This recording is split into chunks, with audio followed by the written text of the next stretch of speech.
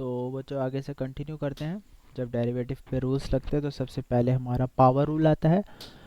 Power rule क्या बोलता है कि अगर किसी वेरिएबल के ऊपर पावर हो और पावर नेचुरल नंबर से बिलोंग कर रही हो तो पावर रूल कैसे लगेगा कि जो पावर होगी वो नीचे आ जाएगा, एक्स वेरिएबल वैसे का वैसे ही रहेगा और उसी पावर में से 1 को माइनस करेंगे। यहाँ तक हो गया और डेरिवेटिव उसके वेरिएबल पे लगा देंगे, D X upon D x. अच्छा, ये x की रिस्पेक्ट से क्यों डेरिवेटिव हुआ? मैंने लास्ट लेक्चर में आपको बताया था कि जो x है ये इंडिपेंडेंट वेरिएबल है, जो इंडिपेंडेंट वेरिएबल होता है उसकी रिस्पेक्ट से डेरिवेट होता है, तो डी डेरिवेटिव हुआ डी एक्स की रिस्पेक्ट से। ये पावर रूल है। पावर रूल कैसे पता चला हमें कि वेरिएबल है, वेरिएबल के ऊपर जो पावर है वो किसी नेचुरल नंबर से बिलोंग कर रही है, मतलब 1 2 3 4 5 6 एनीथिंग, कुछ भी हो सकता है, जीरो नहीं होगी। अच्छा, ये नेचुरल नंबर है तो n है, तो n नीचे आ गया, x n में से एक पावर -1 करते हैं और फिर डेरिवेटिव उसके वेरिएबल पे लगा देते हैं। अच्छा, एक इम्पॉर्टेंट नोट कि अगर नीचे और ऊपर, मतलब ये डिपेंडेंट वेरिएबल और इंडिपेंडेंट वेरिएबल, अगर इस पर डेरिवेटिव लगे दोनों सेम हो जाए उसका आंसर बनाता है, मतलब D X upon D X is equals to 1, D Y upon D Y is equals to 1। इसको ऐसे मत समझना ये दोनों आपस में कट गए, डेरिवेटिव कटते नहीं है, हम ये रैशनल फंक्शन नहीं कर रहे, हम डेरिवेटिव लगा रहे हैं। ये रूल है बस कि D X upon D X आ जाए तो वो 1 के बराबर हो जाता है।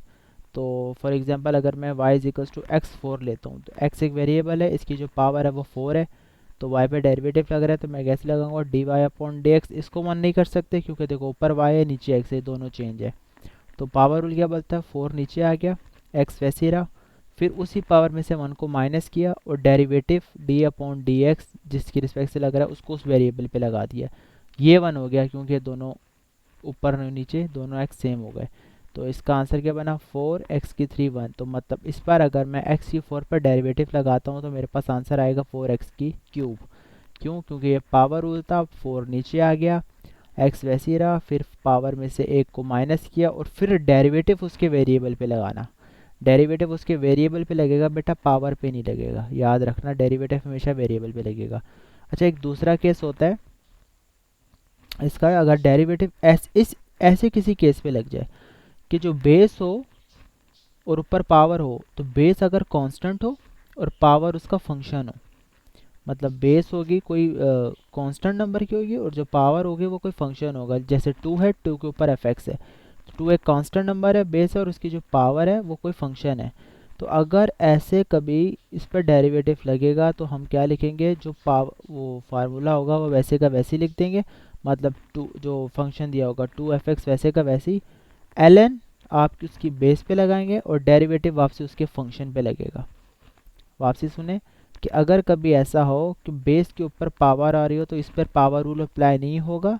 अगर अगर देखो इधर वेरिएबल था उसके ऊपर पावर n थी, मतलब ऊपर कांस्टेंट नंबर आ सकते थे 1 2 3 4, लेकिन बेस वेरिएबल है, इधर उल्टा सीन है, इधर जो बेस है वो कांस्टेंट नंबर है और ऊपर फंक्शन कुछ भी हो सकता है, कुछ भी हो सकता है, मैं फिर बता रहा हूँ। तो इस पर पावर रूल नहीं लगेगा, इस पर ये फार्मूला लगेगा कि वो जो फंक्शन है वैसे का वैसे ही लिखेंगे, ln लगाएंगे आप उसकी बेस पे और डेरिवेटिव आप लगाएंगे उसके फंक्शन पे। जैसे 4 इज इक्वल्स टू 2x है, देखो अब इसकी जो बेस है वो कांस्टेंट है, तो 4 2x वैसे का वैसे ही रहा, ln मैंने उसकी बेस पे लगाया, ये इसका फार्मूला ऐसे ही लिखोगे आप, ln लगाओगे उसकी बेस पे और डेरिवेटिव लगाओगे उसके फंक्शन पे, फंक्शन क्या था 2x, तो इस पर फंक्शन लग रहा है। अच्छा, याद रखना बेटा जब भी कांस्टेंट आ जाए, मतलब 2 3 4, अगर उस पर डेरिवेटिव लगे तो हमेशा ज़ीरो आएगा, क्योंकि कांस्टेंट तो चेंज होते ही नहीं है और डेरिवेटिव नाम है स्टडी ऑफ चेंज का, तो जब भी किसी कांस्टेंट पे डेरिवेटिव लगेगा वो ज़ीरो हो जाएगा। लेकिन अगर ऐसा आ जाए कि 2 आ रहा हो और साथ में x आ रहा हो, ये दोनों प्रोडक्ट में हो, तो 2 तो कांस्टेंट है और x वेरिएबल है, तो क्या इसको हम ज़ीरो कर दें और x पर हम डेरिवेटिव लगाएं तो आंसर इसका 1 आना चाहिए, तो ज़ीरो आना चाहिए। ऐसा नहीं होगा, जब ऐसी आ जाए दोनों प्रोडक्ट में हो तो इसको बढ़ते हैं 2 is the coefficient of x, जो 2 है वो x का कॉफिशेंट है।